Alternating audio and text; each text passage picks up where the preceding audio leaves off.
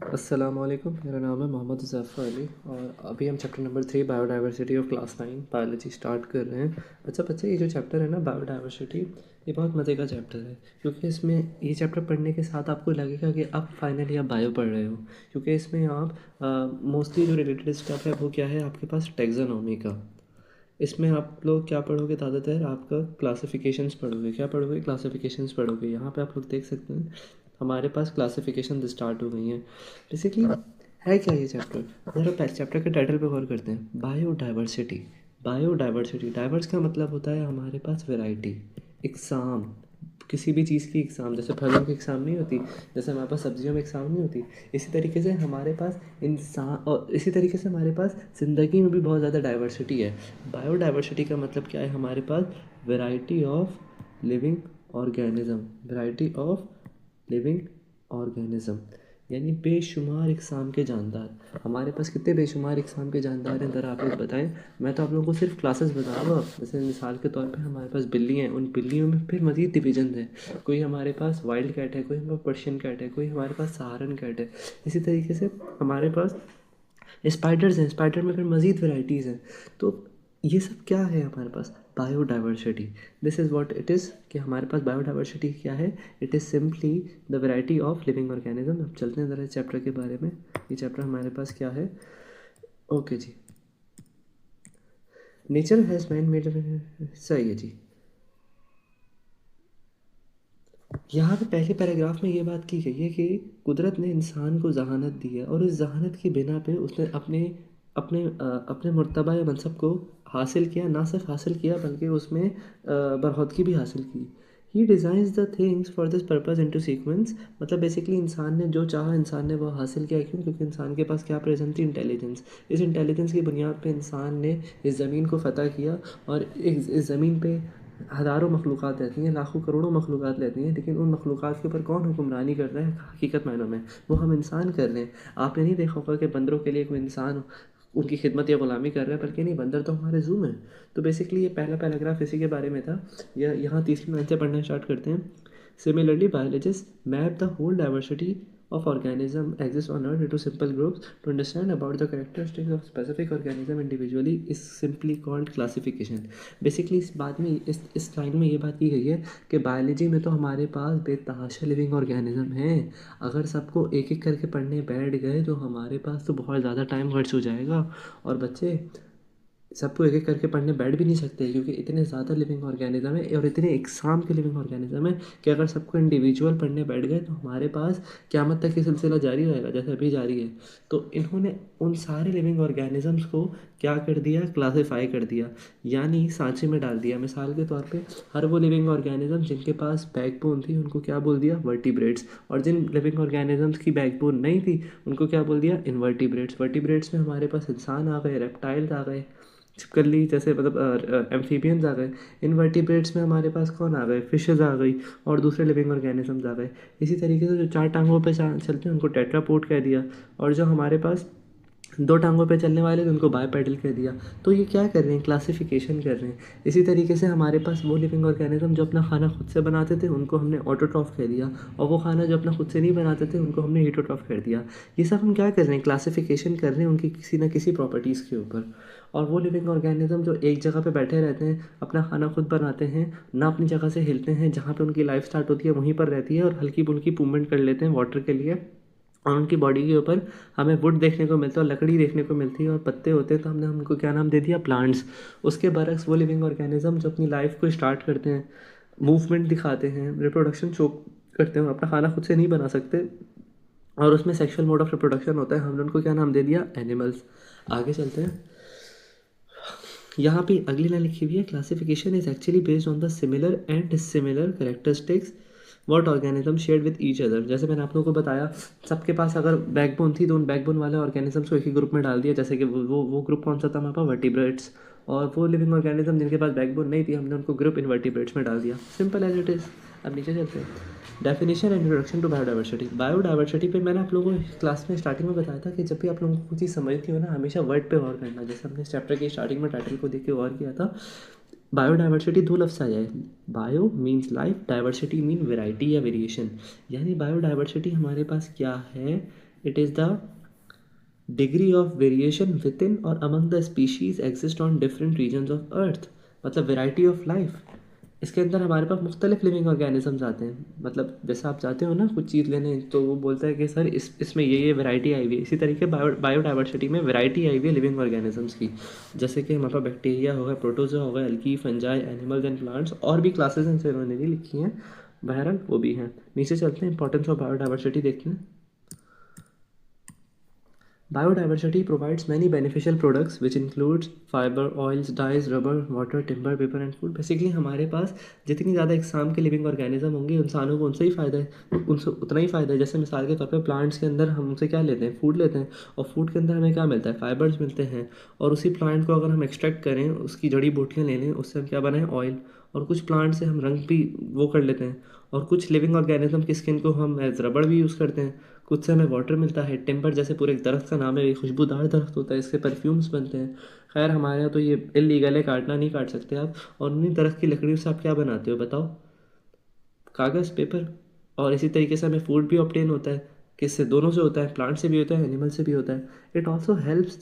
It also stabilize the ecosystem by recycling the nutrients, reduces the amount of pollution by means of forest. Basically biodiversity पे ना भी हम mostly किस सबकी बात कर रहे हैं, जितने भी लिविंग ऑर्गेनिज्म हो, ख्वाह वो प्लांट हो या एनिमल हो। तो हमारे पास बायोडाइवर्सिटी इकोसिस्टम में क्या करती है, रिसाइकलिंग में बड़ा इंपॉर्टेंट रोल करती है। कैसे, न्यूट्रिएंट्स को रीअब्जॉर्ब करके, ये प्रोड्यूस करके।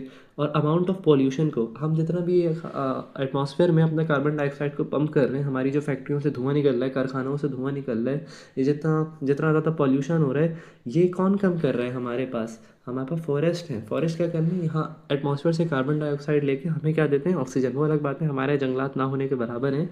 एक सर्वे किया गया था, ये बुक से हट के आप लोगों को बताता हूँ। Average land covered by forest, minimum land, मतलब कम से कम इतना लैंड आपकी मुल्क का कवर होना चाहिए फॉरेस्ट से। और वो कम से कम कितना था, 25%। अब ज़रा सुनना आप लोग, 25% दुनिया के लिए मिनिमम है। इंडिया में ये परसेंटेज तकरीबन 25 के आसपास है। वो है कितनी, 20%। ये आप लोग गूगल कर लिएगा। वैसे पाकिस्तान में ये परसेंटेज, अल्लाह माफ़ करे, सिर्फ 4.16 है। इतनी कम, सिर्फ इतना एरिया कवर्ड है पाकिस्तान का, सिर्फ इतना सा एरिया। खैर यहाँ के लोग भी काट लेते हैं, टिम्बर माफिया। खैर वो अलग बात है, पेपर से मतलब टॉपिक से हट गए हम लोग, आगे चलते हैं। और हमें क्या क्या देखने को मिलता है, biodiversity also plays an important role in drug discovery. Obviously drug की डिस्कवरी में इसका इंपॉर्टेंट रोल होता है काफ़ी। हमें नई नई ड्रग्स ऐसे मिलती हैं, हम नए नए हम क्या करते हैं, लिविंग ऑर्गेनिजम्स के ऊपर टेस्ट करते हैं। अगर जानवरों को उसका टेस्ट पॉजिटिव निकल आता है, सही निकल आता है, तो हम इंसानों के लिए अप्रूव कर देते हैं। या मिसाल के तौर पे कोई जहरीला लिविंग ऑर्गेनिज्म है, जैसे सांप या बिच्छू, तो इनके हम पॉइजन को इस्तेमाल करते हैं किसके लिए, मेडिसिन बनाने के लिए, एंटीडोट बनाने के लिए। Medicine from the nature account, यहाँ पे लिखा हुआ है, medicine from the nature account for usage of 80% of world's population. यानी हमारे पास मेडिसिन दो तरह से बनती हैं, एक हम खुद बनाते हैं सिंथेटिक, और एक कुदरत से जो हमें मिलती हैं, सही है।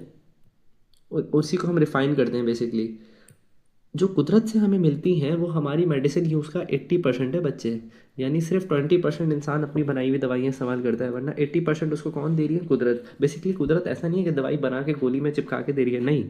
मतलब इंग्रेडिएंट्स उसके कुदरती हैं। जैसे प्लांट के हर्ब्स हो गए, कोई एनिमल का वो हो गया पार्ट, मतलब समझ रहे हो बच्चे, इस तरीके से। It also beautifies the nature. Obviously जहाँ पे जितनी ज़्यादा बायोडाइवर्सिटी होगी, वहाँ पे उतनी ज़्यादा खूबसूरती होगी, वहाँ के दरख्त से, वहाँ के जानवरों से। जैसे पाकिस्तान में हमारे पास एक नेशनल पार्क है हमारा, देवसाई। वो बड़ी खूबसूरत जगह है, कभी आप लोगों को चक्कर लगे तो देखिएगा। वहाँ पे जंगलात बड़े अच्छे हसीन हैं, वहाँ पे जानवर जानवर रहने वाले काफ़ी खूबसूरत है, एक बड़ा दिलकश मंजर होता है। तो ये थी हमारे पास बायोडाइवर्सिटी की इंपॉर्टेंस। आगे चलते हैं। ओके जी, ये यहाँ पे ज़रा कुछ चीज़ें दिखाई गई हैं। ये है हमारे पास क्या, आपका एंजियोस्पर्म प्लांट। ये है हमारे पास एंजियोस्पर्म प्लांट, और ये है हमारे पास जिम्नोस्पर्म प्लांट। एंजियोस्पर्म वो जिनके अंदर से क्या प्रोड्यूस होती है, सीड्स प्रोड्यूसिंग। और ये जिम्नोस्पर्म वो जो जो जो नॉन सीड्स वाले होते हैं, जिनके अंदर सीड नहीं होता बेसिकली, सही। आगे चलते हैं। मतलब एंजियोस्पर्म के फ्रूट्स में सीड होता है, जबकि जिम्नोस्पर्म के फ्रूट्स में सीड नहीं होता। इस तरीके से ये हमारे पास वैरायटी ऑफ प्लांट्स है। जैसे एक ये प्लांट हमारे पास मोसेस, जो है शायद मूसा के नाम पे रखा हुआ है, डोंट नो। एक हमारे पास लिवर वर्ड्स, और ये देखें हॉर्न वर्ड्स। इस तरीके से जानवरों में आप देखें, कहाँ पे बच्चे, ये देखो कहाँ पे देखो ज़मीन पे देव हेकल पोलर बेयर जो कि तकरीबन जिसका वज़न तकरीबन तकरीबन 600 किलो तक होता है, और कहाँ पे एक छोटी सी चुईया डेजर्ट हॉपिंग माउस जो कि कुछ 100 ग्राम्स का ही होगा। तो ये बायोडाइवर्सिटी है। ये देखो आसमान में घूमने वाले इतने परिंदों में से एक परिंदा ब्लू बर्ड जो कि काफ़ी दिलकश है, काफ़ी खूबसूरत है। और इसी तरीके से हमारे पास सांपों में भी एक कैटेगरी है जिसको हम कहते हैं कोबरा स्नेक। कोबरा ये one of the most deadliest snake in the world है, और इसके काटने वाले की रिपोर्ट मतलब सारे सांपों में ना, जिस सांप के काटने की वजह से मौत होती है उसमें कोबरा ऑन टॉप कह लो। तो ये थी हमारे पास थोड़ी बहुत वैरायटी ऑफ लिविंग ऑर्गेनिज्म। अच्छा जी, अभी तक हमने बात कर ली आप लोगों से कि बायोडाइवर्सिटी क्या होती है, इसकी इंपॉर्टेंस क्या करती होती है। अब बायोडाइवर्सिटी के अंदर एक टॉपिक है जिसको हम कहते हैं क्लासिफिकेशन। क्लासिफिकेशन मैं आप लोगों को ऊपर बता चुका हूँ, यहाँ पे फिर डिस्कस कर लेते हैं। A system of classification is necessary because of abundance of variety of life on earth. There are currently 1.5 million species that have been discovered and have been given a scientific name. In future more can be identified if they are found. To study such a diverse pack of organism exists on earth, biologists classify the organism into groups and subgroups. This grouping of living organism is called classification. Sir पढ़े ही जा रहे हैं, घंटा समझ नहीं आ रहा। बेटा बताता हूँ, बड़ा आसान है। इस पूरे पैराग्राफ में ये बात की गई है कि क्लासिफिकेशन की ज़रूरत क्या है। अब ज़रा मेरी एक बात सुनो। एक क्लास में है कितने बच्चे? 30 बच्चे। एक स्कूल है, ज़रा सुनो, एक स्कूल में है तकरीबन कितने 1000 बच्चे, और टीचर को बोला जाता है आप जाके इन 1000 बच्चों को पढ़ाओ। अब वो टीचर 1000 बच्चों को एक एक करके थोड़ी पढ़ाएगा, वो बोलेगा यार मेरे तो बहुत मसला हो जाएगा। वो बना देगा क्लासेस 1 से लेकर 10 तक। छोटे बच्चों को 1 में रखेगा, उनसे बड़ों को 2 में, उनसे बड़े 3 को, ऐसे करते करते क्लास 10 तक। अब हर बच्चे को उसके लेवल पे जाके पढ़ाएगा, ऐसा ही है। इसी तरीके से आप लोग यहाँ पे देखो टोटल कितनी स्पीशीज़ डिस्कवर हो चुकी हैं। अब तक 1.5 मिलियन स्पीशीज़ डिस्कवर हो चुकी हैं। हर स्पीशी को हमने सेपरेटली, मतलब स्पीशी का मतलब ये है कि हमने उनको कोई साइंटिफिक नेम दे दिया है। जैसे इंसानों का साइंटिफिक नेम क्या था हमारा? होमो सेपियंस। हमने फ्रॉग का क्या पढ़ा था? राना टिग्रीना। मस्टर्ड प्लांट का क्या था? Brassica campestris. हाँ सही है। हाँ सुने, तो मतलब इतने सारी स्पीशीज़ दरियाफ्त हो चुकी हैं। जिस तरीके से स्कूल में उन्होंने उन बच्चों को उनकी हाइट, उनकी एज के हिसाब से क्लासेस में डिवाइड किया था। बायोलॉजिस्ट क्या करते हैं, इन लिविंग ऑर्गेनिजम्स को इनकी जनरल कैरेक्टरिस्टिक्स की बेसिक्स पे डिवाइड कर देते हैं, मतलब क्लासीफाई कर देते हैं। जैसे कि मिसाल के तौर पे जिनकी रीढ़ की हड्डी है ग्रुप, बार बार ये एग्जांपल आ रही है तो दे रहा हूँ कि जिन लिविंग ऑर्गेनिजम्स की बैकबोन है उनको डाल दिया ग्रुप वर्टिब्रेट्स में, जिनकी नहीं थी उनको डाल दिया इनवर्टिब्रेट्स में। जो लिविंग ऑर्गेनिज्म अपना खाना खुद से बनाते थे और इमोबाइल होते थे, अपनी जगह पे चिक पे रहते थे, और उनके ऊपर उनके सेल्स में क्लोरोप्लास्ट होता था, लीव्स होती थी, तो हमने उनको कह दिया प्लांट्स। और जो मोटाइल होते थे, जो मूवमेंट करते थे और जो एक जगह टिक के नहीं बैठते थे और जो मूवमेंट शो करते थे बेसिकली उनको, और जो अपना खाना खुद से नहीं बना सकते थे, हमने उनको क्या नाम दे दिया? एनिमल्स। तो ये चीज़ें थी हमारे पास बायोलॉजिकल क्लासिफिकेशन में। अच्छा जी, some principles of classification. Classification होती कैसे है और हम करते कैसे हैं? बच्चे दो तरह से ना हम क्लासीफाई करते हैं, मतलब जनरल क्लासिफिकेशन में। एक तो करते हैं on the basis of morphology. Morphology याद करो, आप लोगों को याद हो, आप लोगों ने पढ़ा था ब्रांचेस ऑफ बायोलॉजी में। मॉर्फोलॉजी का मतलब होता है external features of an organism. मिसाल के तौर पे मेरी मॉर्फोलॉजी क्या है कि मैं ब्राउन स्किन हूँ, मेरे बाल छोटे हैं, और इस तरीके से जानवर की जिस तरीके से चमगादड़ की मॉर्फोलॉजी क्या होगी, उसके विंग्स निकले हुए, क्लॉज हैं, पंजे हैं, और दांत की जगह कैनाइन्स हैं, बड़े शार्प टीथ्स हैं उसके, और उसकी बॉडी में फर अटैच है। तो ये क्या है हमारे पास? मॉर्फोलॉजी। और अगली चीज़ है हमारे पास क्या? ये तो मॉर्फोलॉजी थी। और मॉर्फोलॉजी में हमारे पास दो तरह की क्लासिफिकेशन होती है बाहर से दिखने में। इस मॉर्फोलॉजी में हमारे पास दो तरह से हम लिविंग ऑर्गेनिज्म को क्लासिफाई करते हैं। Either living organism are homologous, यानी बाहर से दिखने में उनका स्ट्रक्चर सेम होगा, बाहर से दिखने में उनका स्ट्रक्चर सेम होगा बट दोनों के फंक्शन अलग होंगे। मिसाल के तौर पे ज़रा यहाँ देखो, ये है इंसान का हाथ और ये है बिल्ली का पाँव। ऊपर से देखो कसम से ये दोनों के दोनों एकदम सेम लग रहे हैं, ये दोनों के दोनों एकदम सेम लग रहे हैं। पर क्या इंसान के हाथ का वही काम है जो बिल्ली के पाँव का है? आप बोलेंगे नहीं सर कैसी बात कर रहे हैं, इंसान के हाथ के तो बहुत सारे काम हैं। मेरा मतलब ये था, इंसान के हाथ से आप खाना भी खाते हो, आप पानी भी पीते हो, आप चलते हो फिरते हो, मतलब चलते फिरते नहीं हो, मतलब चीज़ें पकड़ते हो, पियानो बजाते हो, मोबाइल चलाते हो। क्या बिल्ली के ये पाँव कर सकते हैं? बिल्कुल नहीं कर सकते। इसी तरीके से आप वेल का हाथ देखें और बैट का वो देखें, बैट के विंग्स देखें, तकरीबन स्ट्रक्चर देखने में सेम लग रहा है पर क्या वही फंक्शन है? आप बोलेंगे सर फिर आप अजीब बात कर रहे हैं। वेल के जो फ्लैप्स हैं हमारे पास सर, उनका फंक्शन स्विमिंग है, वो वेल को हेल्प करते हैं स्विम करने में, जबकि बैट के विंग्स उसको उड़ने में मदद करते हैं। हाँ ये दिखने में तो सेम है पर इनका फंक्शन क्या है? डिफरेंट। तो बच्चे होमोलोगस हमारे पास क्या होते हैं? जिनका स्ट्रक्चर सेम होता है पर फंक्शन डिफरेंट होता है। सही है। अगली क्लासिफिकेशन क्या आती है हमारे पास? आपका एनालोगस। अगली क्लासिफिकेशन थी हमारे पास एनालोगस। एनालोगस बताओ क्या होगा। होमोलोगस होता same structure different function. Analogous हमारे पास है फंक्शन सेम है पर स्ट्रक्चर डिफरेंट। क्या चीज़? फंक्शन सेम है, same function but structure different है। जैसे कि मिसाल के तौर पे ज़रा ये देखो, तितली के पर और चमगादड़ के पर। चमगादड़ के परों में ऑब्वियसली बोन है, ये देखो। जबकि क्या तितली के पर में हड्डियाँ हैं? क्या जैसे चमगादड़ के पर में हड्डियाँ होती हैं, क्या तितली के परों में है? नहीं है। पर दोनों का काम तो एक ही है ना, दोनों का काम उड़ना है। तो ये हमारे पास क्या थी? एनालोगस। फिर सुन लेते हैं। होमोलोगस क्या होता है हमारे पास? Similar structure but different function. Analogous हमारे पास क्या होता है? Same function but different structure. आखिर ये बात नहीं समझ आ रही तो बार बार रिवाइंड करके देखें।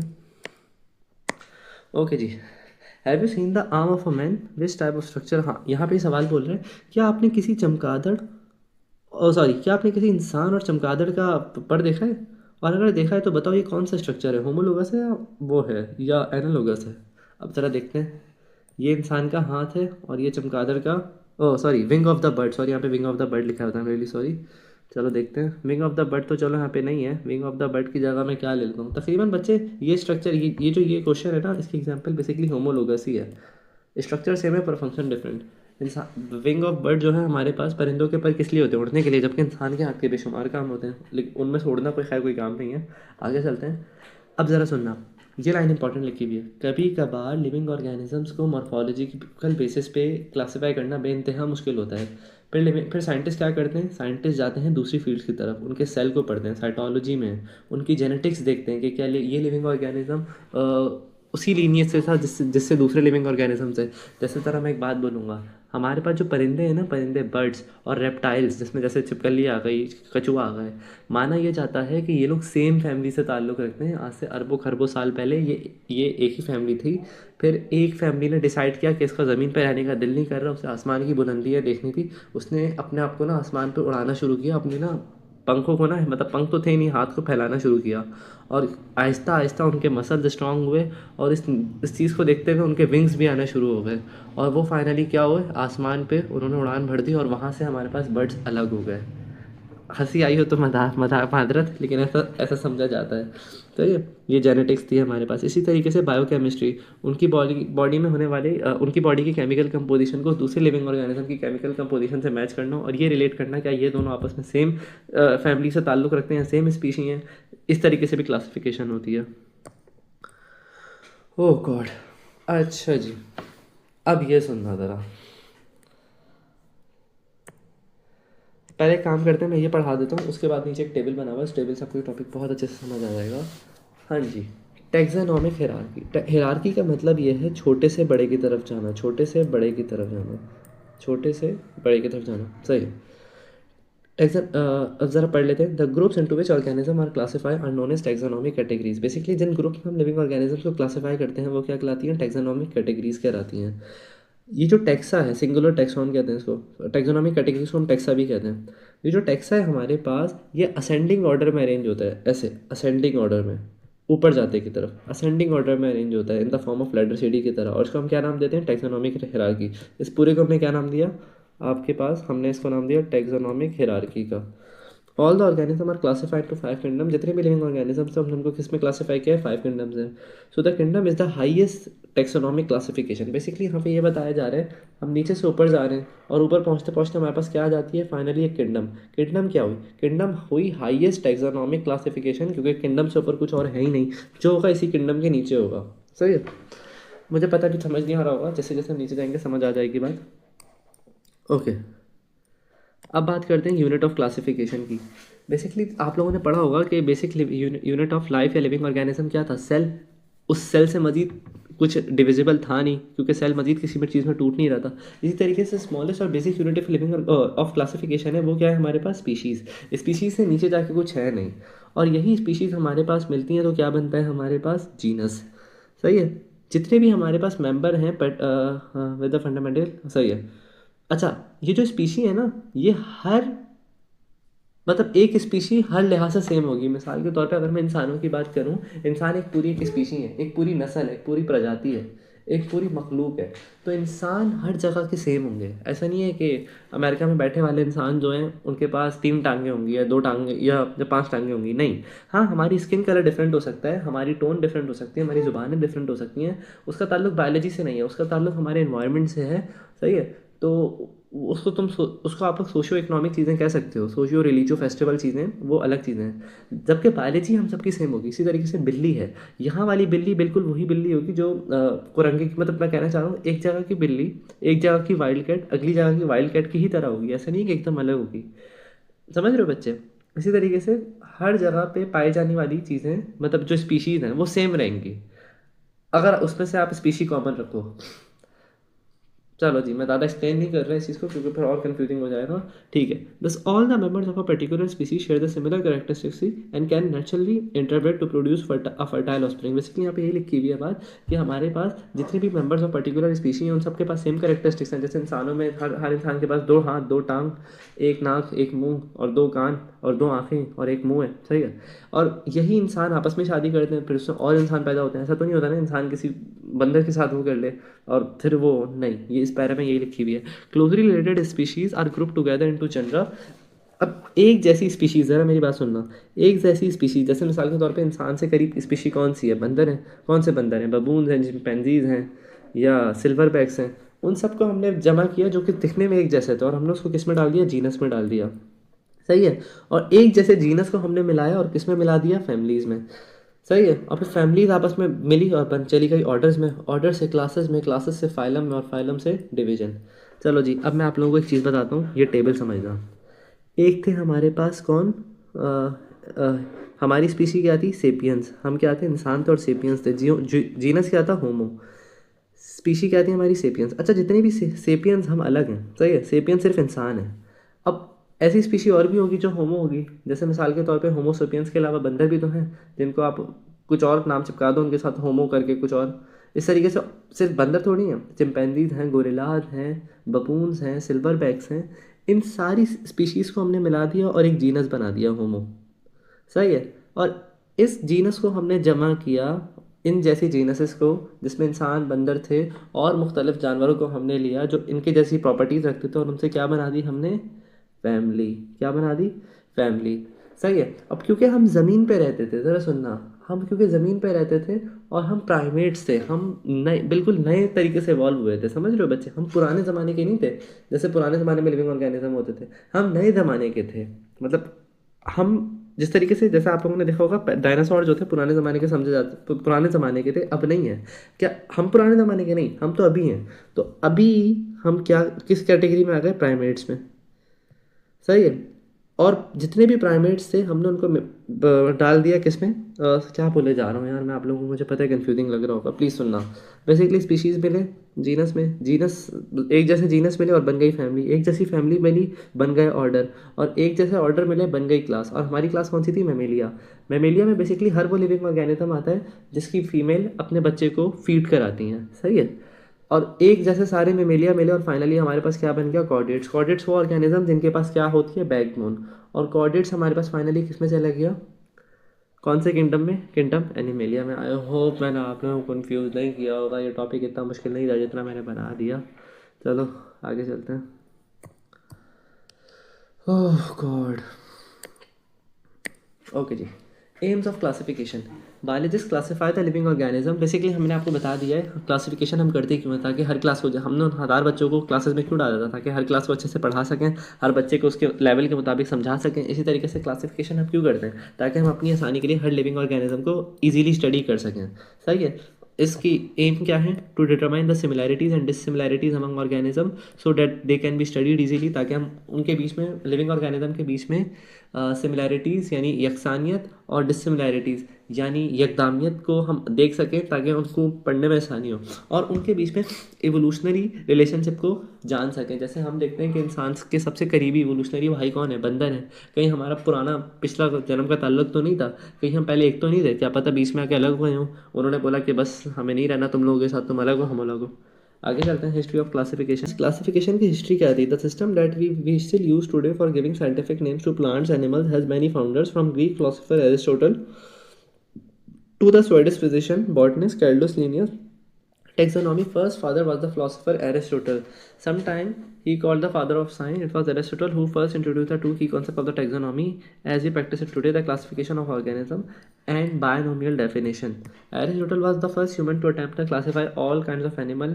In his books Historia Animalium in Latin, he grouped the types of. अरे यार मैं क्या पढ़े जा रहा हूँ, आपको कुछ नहीं समझ आ रहा होगा, चले मैं समझाता हूँ. बेसिकली मुश्किल कुछ भी नहीं लिखा हुआ. अरे बच्चे देखो इधर, बेसिकली इस पैराग्राफ में ना ये बात की गई थी कि हम आज जो अपना मौजूदा ज़माना देखते हैं बायोडाइवर्सिटी का, मतलब क्लासिफिकेशन का, ये आज नहीं था, ये हज़ारों साल पहले से है. और इसके बुनियाद रखने वाले एरिस्टोटल थे. उसके बाद हमारे पास है कैल्डस लिनियस, और इनको हम कहते हैं क्या, फादर ऑफ साइंस, क्योंकि ये पहले बंदे थे जिन्होंने साइंटिफिक नेम देने की तजवीज़ दी. साइंटिफिक नेम क्या था, मैंने आप लोगों को बताया था कि हर लिविंग ऑर्गेनिज्म का एक अपना साइंटिफिक नेम है जो हर जगह सेम रहेगा. और साइंटिफिक नेम देने की ज़रूरत क्या थी, क्योंकि फलाना जगह इस लिविंग ऑर्गेनिज्म का नाम कुछ और होगा, फलाना जगह कुछ और होगा. मिसाल के तौर पे मैं अगर हमारे यहाँ अगर मस्टर्ड प्लांट को सरसों बोलते हैं तो इंडिया में कुछ और बोलते होंगे, बांग्लादेश में कुछ और बोलते होंगे, इंग्लैंड में कुछ और बोलते होंगे, वहाँ पे मस्टर्ड प्लांट बोलते होंगे. तो कोई ऐसा नाम रखा जाए जो हर जगह सेम हो, और वो क्या होगा, उसका साइंटिफिक नेम जो उसको साइंस यानी बायोलॉजिस्ट ने दिया होगा, और वो क्या है, ब्रासिका कैम्पेस्ट्रिस. ये ब्रासिका कैम्पेस्ट्रिस और इंसानों के केस में ये होमो सेपियंस कहाँ से आ गया, चलो देखते हैं. बेसिकली आप लोगों को याद होगा मैंने आप लोगों को बताया था जीनस और स्पीशी के बारे में. किसके बारे में, जीनस और स्पीशी के बारे में. स्पीशी और जीनस को मिला दो, स्पीशी और जीनस को मिला दो, बन गया हमारे पास क्या, साइंटिफिक नेम. होमो प्लस सेपियंस बन गया हमारे पास इंसानों का साइंटिफिक नेम. इसी तरीके से प्याज में हमारे पास क्या है, उसका होमो प्लस उसका जीनस प्लस स्पीशी. होमो क्या थी, पाइसम, और हमारे पास स्पीशी क्या थी, उसकी सेटाइवम, बन गया इसका साइंटिफिक नेम पाइसम सेटाइवम. इंसानों में क्या बन गया, होमो सेपियंस. आगे चलते हैं. Oh God. अच्छा जी, उसके बाद हमारे पास आया एरिस्टोटल. भाई एरिस्टोटल ने क्या किया, लिविंग ऑर्गेनिज्म को क्लासीफाई किया उनकी सिमिलैरिटीज़ के ऊपर. Animal with the blood and animal without the blood, वो एनिमल जिनकी बॉडी में खून था और वो एनिमल जिनकी बॉडी में खून नहीं था. अब जरा तुम बताओ ऐसे कौन सा एनिमल है जिनकी बॉडी में खून नहीं है. ब्लड सबकी बॉडी में मौजूद है, बस कुछ एनिमल्स की बॉडी में वो लाल कलर का होगा, कुछ एनिमल्स की बॉडी में वो सफ़ेद या फिर किसी दूसरे कलर का होगा. जैसे कि कॉकरोच को मारते उससे खून थोड़ी निकलता है, कुछ वाइट कलर का लिक्विड निकलता है. उस लिक्विड को हम ब्लड कह सकते हैं पर वो होता प्लाज्मा है. सही है. वो एनिमल जो पानी में रहते हैं और वो एनिमल जो ज़मीन पे रहते हैं, ये सब किसने क्लासीफाई किया, हमारे एरिस्टोटल भाई ने. इस्लामिक वर्ल्ड में भी हमारे पास एक साइंटिस्ट, वैसे तो बहुत सारे साइंटिस्ट गुजरे थे, आपकी बुक में शायद इनका ही जिक्र है, अबू उस्मान उमर अल जाहिज, जो कि पहले अरब जोलॉजिस्ट थे मुस्लिम वर्ल्ड के. और ये बड़े इंटरेस्टिंग आदमी थे. ये क्या करते थे, ये जानवरों को ज़बह करते थे और उनके इंटरनल ऑर्गन्स को बैठ के पढ़ते थे. इन्होंने क्या किया, इन्होंने बहुत ज़्यादा, अच्छा खैर ये तो बहुत बहुत बर्बरियत थी. खैर इन्होंने बहुत ज़्यादा प्रेग्नेंट, मतलब he also open the abdomen of pregnant animals. जो एनिमल्स पेट से थी, जो हामला जानवर थी, उनका उन्होंने पेट में चीरा लगा के उनके बैठ के एम्ब्रियोज को भी पढ़ा और उनकी लोकेशन भी देखी. और इस चीज़ का उन्होंने अपनी किताब में जिक्र किया है. और उसका वो किताब इतनी बड़ी थी कि उसको इंसाइक्लोपीडिक वर्क कहा गया. और उसके 7 बड़े बड़े वॉल्यूम छपे थे. वो किताब कौन सी है, किताबुल हैवान या बुक ऑन एनिमल्स, जो कि बहुत बड़ा कारनामा समझी जाती है जोलॉजी के अंदर. In which he describe detail the kinds of animal and their behaviour characteristics. ना सिर्फ उन्होंने इसमें उनकी इकसाम बताई, बल्कि उनके बिहेवियर, उनके रवैयों, उन जानवरों के रवैयों के बारे में भी बताया है. और उन जानवरों में होने वाली बीमारियाँ और उनका इलाज कैसे करना है वो भी बताया है. कार्लस लिनियस हमारे पास फादर ऑफ टैक्सोनॉमी कंसिडर किए जाते थे. मैं आप लोगों को बता चुका हूँ क्यों, क्योंकि ये हमारे पास सिस्टम लेकर आए थे नॉमेनक्लेचर का, साइंटिफिक नेमिंग का. अच्छा, इसमें हम 2 लफ्ज़ इस्तेमाल कर रहे हैं, जीनस और स्पीशीज़. जीनस और स्पीशीज़ 2 लफ्ज़ है ना. तो इस नॉमेनक्लेचर को हम कहते हैं बायनोमियल, यानी 2 नाम. बाय के मायने 2 होता है, मोनो या बाय. मोनो मायने 1, बाय के मायने 2. तो बायनोमियल यानी 2 लफ्ज़, या जीनस और स्पीशीज़, नॉमेनक्लेचर. इसकी क्यों सुनी गई, क्योंकि इनसे पहले जो हमारे पास सिस्टम था वो था पॉलिनोमियल, यानी सिर्फ जीनस और स्पीशी नहीं लेते थे, ऊपर तक चले जाते थे. मतलब इंसानों का नाम पता है कितना लंबा होता साइंटिफिक नेम, इनके केस में तो सिर्फ यहाँ तक था. जीनस और स्पीशी को मिला दो, होमो सेपियंस. इससे पहले था बहुत ऊपर तक, यहाँ से लिया जाता था मैमेलिया, प्राइमेट्स, मोनोडिया, होमो सेपियंस. कहाँ इतना बड़ा नाम और कहाँ इतना सा, तो इसलिए इनको क्रेडिट जाता है. ओह गॉड. अच्छा जी, अब पढ़ते हैं सिस्टम्स ऑफ क्लासिफिकेशन. कौन कौन ने किसने इस बहती गंगा में अपना हाथ धोआ और अपने क्या क्या मोड्स ऑफ क्लासिफिकेशन पेश किए. चलो ज़रा पढ़ते हैं इन सब के बारे में. 2 किंगडम क्लासिफिकेशन. प्रीवियसली हमारे पास ऑर्गेनिजम्स को 2 ग्रुप में क्लासीफाई किया गया था. सही है. सबसे पहले जो हमारे पास क्लासिफिकेशन आई थी वो जानदारों को, लिविंग ऑर्गेनिजम्स की, वो थी 2 किंगडम. उन्होंने 2 किंगडम में पूरे लिविंग ऑर्गेनिज्म को क्लासिफाई कर दिया था, या तो ये प्लांट होंगे या तो ये एनिमल होंगे।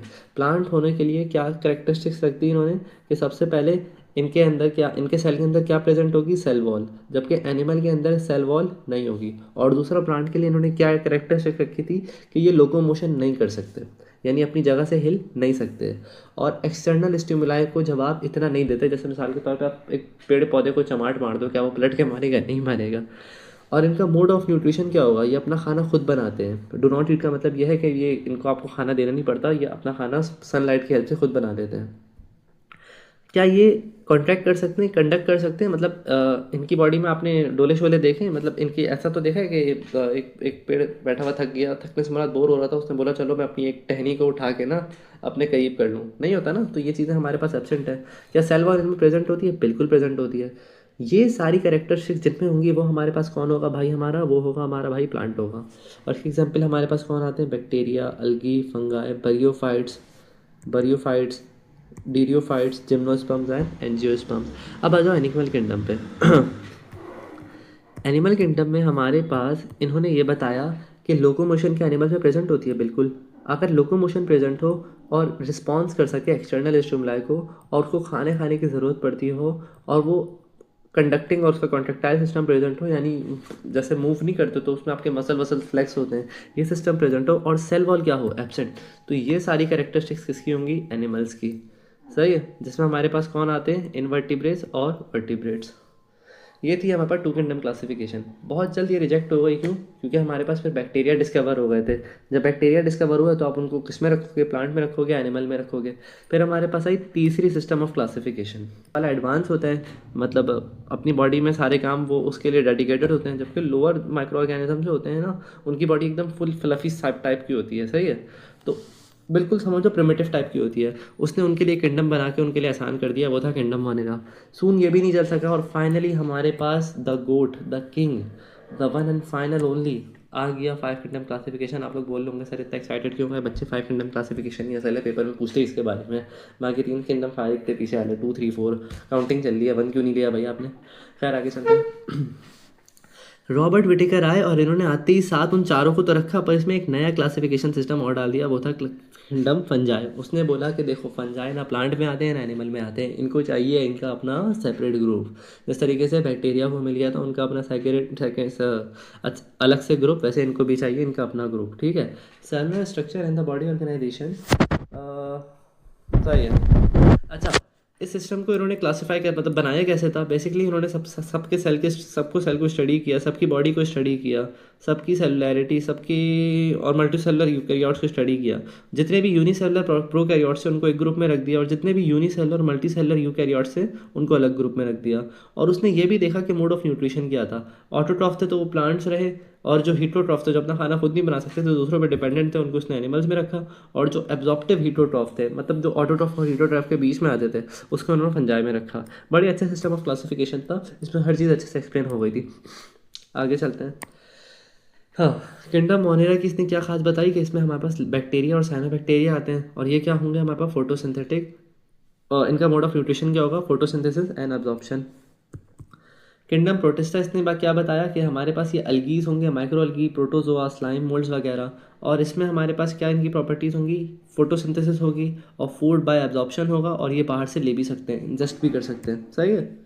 इस तरीके से इसने हमें ये भी बताया कि वो लिविंग ऑर्गेनिज्म जिनके अंदर फोटोसिंथेसिस होती है वो आते हैं हमारे पास किंगडम प्लांटी के अंदर, जैसे हमारे पास जिम्नोस्पर्म, एंजियोस्पर्म, बरियोफाइट्स, माइक्रोग्ली एंड डिरियोफाइट्स। और वो लिविंग ऑर्गेनिज्म जिनका मोड ऑफ न्यूट्रिशन क्या है? एब्जॉर्प्शन है, वो किसके अंदर आ गया? हमारे पास किंगडम फंजाई के अंदर। और किंगडम फंजाई के अंदर कौन कौन से लिविंग ऑर्गेनिज्म है? Micro fungi, macro fungi, slime mould and water mould. और वो लिविंग ऑर्गेनिज्म जिनका मोड ऑफ न्यूट्रिशन क्या है? जिनका मोड ऑफ न्यूट्रिशन हमारे पास इंजेस्टिव है, वो किस में आ गए? किंगडम एनिमेलिया में, जिसमें वर्टिब्रेट्स और इनवर्टिब्रेट्स हैं। सही जी, ये थी हमारे पास 5 किंगडम ऑफ क्लासिफिकेशन। आगे चलते हैं। Kingdom Monera it includes all the prokaryotes यानी सिंगल सेलुलर सिंपल जो प्रिमिटिव सेल्स थे हमारे पास, जिसमें बैक्टीरिया और साइनोबैक्टीरिया आ गए। अच्छा, प्रोकैरियोट्स अगर नाम अभी मुश्किल लग रहा है ना तो टेंशन नहीं लें, चैप्टर 4 में आप लोग इसके बारे में पढ़ेंगे प्रोकैरियोट है क्या। सेल के ऊपर वो चैप्टर है पूरा, वो बड़ा सा आसान सा चैप्टर है, वो आप लोग पढ़ लोगे, उसके बारे में मसले की बात नहीं है। ये था किंगडम मोनेरा। फिर हमारे पास किंगडम प्रोटिस्टा। ये हमारे पास क्या है, जितने भी हमारे पास यूकैरियोटिक यूनिसेलुलर थे ये उनके ऊपर था, एक्सेप्ट यीस्ट। सही है, क्योंकि उसके पास दोनों की प्रॉपर्टीज़ थी, वो प्लांट लाइक भी बिहेव करता था और एनिमल लाइक भी बिहेव करता था। फिर हमारे पास किंगडम फंजाई, जिसके अंदर हमारे पास क्या आते हैं, मल्टी सेलुलर यूकैरियोटिक फंजाई, जो जिसकी एग्जांपल है पापा माइसीलियम है। सही है, इनकी सेल वॉल किससे बनी हुई होती है, काइटिन से बनी हुई होती है। और इनके पास जो थ्रेड लाइक स्ट्रक्चर होता है हम उसको क्या कहते हैं, हाइफी। ये जो थ्रेड लाइक आपको धागे आके नजर आए हैं, ये सब क्या है, ये सब है हमारे पास हाइफीज। मशरूम है, म्यूकर हो गया। फिर आ जाए किंगडम प्लांट्स ही, जिसके अंदर हमारे पास क्या आ गए, multi cellular eukaryotic photosynthetic organism, जो हमारे पास क्या है, बेसिकली प्लांट्स हैं। इनके पास सेल वॉल है जो सेलुलोज की बनी हुई होती है, जिसके अंदर हमारे पास परियोफाइट, रेडियोफाइट, जिम्नोस्पर्म और एंजियोस्पर्म आ गए। अब बात कर लेते हैं किंगडम एनिमेलिया की। एनिमेलिया आप लोगों को पता है जानवर से तो आप लोग बचपन से वाकिफ़ हैं। इस पर कौन आ गए, मल्टी सेलर यूकैरियोटिक, जो खाना कैसे लेते हैं, इंजेस्ट करते हैं। और इसके अंदर कौन कौन आ गए, वर्टिब्रेट्स और इनवर्टिब्रेट्स सिवाय प्रोटोजोआ के, क्योंकि वो कौन से ग्रुप में था, किंगडम मोनेरा में। ये इस एग्जाम्पल है स्टारफिश एंड कैंगरू की। आगे चलते हैं। ओके जी, ये कुछ डिफरेंसेस लिखे हुए हैं, मैं चाह रहा हूँ आप लोग इसको एक बार रीड दे दिएगा। बड़ा आसान से डिफरेंसेस हैं, कुछ मुश्किल नहीं है, बहुत आसान सी बात है, मैं पढ़वा देता हूँ। चलो फिर भी पहले देख लेते हैं हमारे पास किंगडम मोनेरा को। सेल टाइप क्या है, प्रोकैरियोट यानी प्रिमिटिव है। सेल वॉल किससे बनी हुई है हमारे पास, पॉलीसैकेराइड से, अमीनो एसिड से, सेलुलोज से। क्या इनके इनके ये हमारे पास सेल है, सेल के अंदर बीच में हमारे पास न्यूक्लियस होता है। न्यूक्लियस के अराउंड में एक लेयर होती है, उस लेयर को कहते हैं न्यूक्लियर मेम्ब्रेन। इसके अंदर वो न्यूक्लियर मेम्ब्रेन एब्सेंट है। इसके अंदर जितनी भी सेल की बॉडीज़ हैं, हर सेल की बॉडी के ऊपर अपनी एक मेम्ब्रेन होती है, इसके ऊपर वो मेम्ब्रेन किसी भी ऑर्गेनल के ऊपर नहीं है। मोड ऑफ न्यूट्रिशन क्या है, ऑटोट्रॉफिक है, या तो केमिकल से बनाते हैं अपना खाना, या तो फोटोसिंथेसिस से बनाते हैं। और ये हीटोट्रॉफिक भी होते हैं, या तो सेप्रोफाइट होंगे, डेड या डीकेल ऑर्गेनिज्म पे फीड करेंगे, या पैरासाइट होंगे, जिस ऑर्गेनिज्म में जाएंगे उसमें बीमारी कॉज करेंगे और खुद का फ़ायदा लेंगे। प्रोटिस्ट क्या है, यूकैरियोट्स हैं, और न्यूक्लियर मेम्ब्रेन इनमें होती है। बॉडी ऑर्गेनाइजेशन क्या होती है, सेलुलर होती है। ऑटोट्रॉफिक होते हैं और हीटोट्रॉफिक होते हैं। फंजाई भी यूकैरियोटिक होते हैं, पर इनके अंदर सेल वॉल प्रेजेंट होती है, पर उसमें सेलुलोज नहीं होता। न्यूक्लियर मेम्ब्रेन भी होती है, मल्टी सेलुलर भी होते हैं और ये मल्टी सेलुलर होते हैं। हीटोट्रॉफिक होते हैं, जिसमें आपका मोड ऑफ न्यूट्रिशन सेप्रोफिटिक और पैरासिटिक है। बाकी ये दो आप लोग देख लीजिएगा, इजी। अच्छा जी, वायरस हमारे पास क्या है, स्ट्रक्चर ऑफ वायरस। वायरस हमारे पास क्या है, अच्छा वायरस आप लोग बोलोगे सर वायरस को किसी किसी क्लासिफिकेशन में क्यों नहीं पेश किया किसी किंगडम में, क्योंकि बच्चे वायरस का स्ट्रक्चर नॉन सेलुलर है। और ये क्या है, एंडोपैरासाइट, होस्ट की बॉडी में जाके बीमारी कॉज करता है और अपना फ़ायदा करता है, और वहाँ पे जाके अपने नंबर को इंक्रीज़ करता है और होस्ट की बॉडी में बीमारी कॉज करता है। अब ज़रा सुनना, मैं पैरासाइट की डेफिनेशन बताऊँगा, इसको कॉपी में नोट डाउन कर लेना। The type of living organism that lives inside the body of other living organism, bracket में लिखो host, obtain its food from that living organism and causes disease in that living organism। तो हमारे पास parasite कौन होते हैं, जो किसी living organism की बॉडी में जाके रहें, उनसे उनसे अपना खाना लें और उनकी बॉडी में बदले में उनको क्या दें, नुकसान दें, उनको बीमार कर दें। सही है, ये हमारे पास पैरासाइट्स होते हैं। और वायरस क्या है, एक ऐसा ही पैरासाइट है। इसकी बॉडी में कोई सेलुलर ऑर्गेनाइजेशन नहीं है, ना ही इसके पास न्यूक्लियर मटेरियल है, इधर डीएनए और आरएनए। इसके पास एक प्रोटीन की कोट होती है जिसको हम कहते हैं कैप्सिड। वायरस का चैप्टर अगर हुआ तो हम वहाँ पे अच्छे से देखेंगे। It reproduces only inside the host cell, सिर्फ सेल के अंदर जाके ये होस्ट अपने आप को रिप्रोड्यूस कर सकता है, क्योंकि सेल के फिर ये न्यूट्रिशन को खुद खा लेगा और सेल को मार देगा। ये लाइन इंपॉर्टेंट है, आप लोग पढ़ें।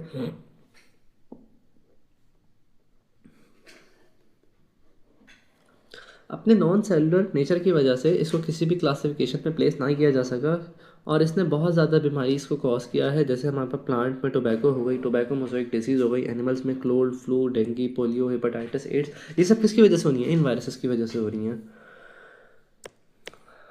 I hope you like this lecture. मुझे उम्मीद है कि आप लोगों को आज सब कुछ समझ आया होगा, और अगर कुछ ना समझ आया तो आप लोग कमेंट सेक्शन में मुझसे पूछ सकते हैं। बच्चों, ये चैप्टर बिल्कुल भी मुश्किल नहीं है, बस समझ आने की देर है। इंशाल्लाह इस चैप्टर को यहीं से कंटिन्यू करेंगे आगे आगे। अल्लाह हाफिज़।